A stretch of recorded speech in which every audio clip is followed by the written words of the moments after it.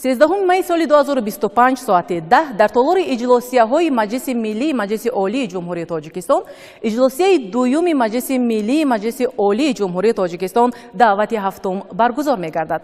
اعضایان مجلس ملی مجلس عالی جمهوری تاجیکستان 12 مای سال 2025 از ساعت 9 تا ساعت 17 و 13 مای سال 2025 از ساعت 8 تا ساعت 9 در شعبه تشکیل دستگاه مجلس ملی مجلس عالی جمهوری تاجیکستان قید گرفته می شوند.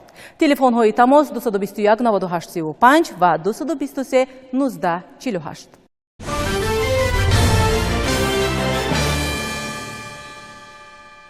تاجیکستان با پوره ساخته به استفاده دادن نیروگاه برق آبی روغن به استقلالیت کامل انرژتیکی خواهد رسید.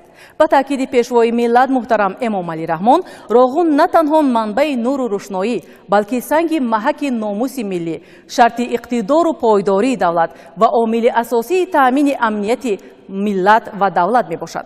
همین از اراده قوی و موقع قطعی پیشوای ملت است که امروز نیروگاه برق آبی روغن با کارزار مهنت ضربدار تبدیل یافته و کار در تمام قطعه‌های ساختمانی طبق نقشه‌های پیشبینی گردیده جریان دارد. توجه کنید به گزارش همکاران ما از جریان بنیاد این انشاءات عظیم عصر.